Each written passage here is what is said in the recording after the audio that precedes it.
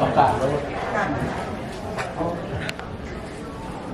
ขน้อยสื่อนางโพคำศรีวิไลไสนวงศ์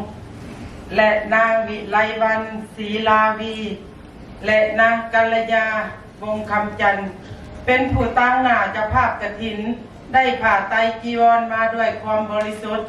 จะถวายแด่พระสงฆ์จำพรรษาในอาวาสนี้ครบไตรมาส3 เดือนขอให้พระสงฆ์อนุโมทนานำพวกขน้อยด้วยเถิด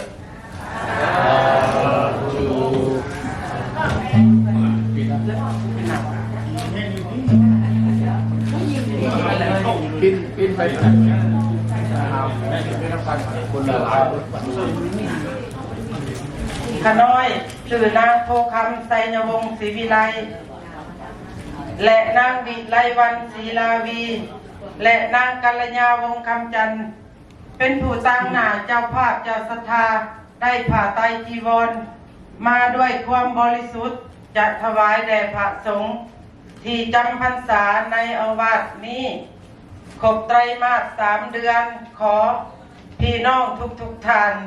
จงสาธุการด้วยเถิดสาธุสา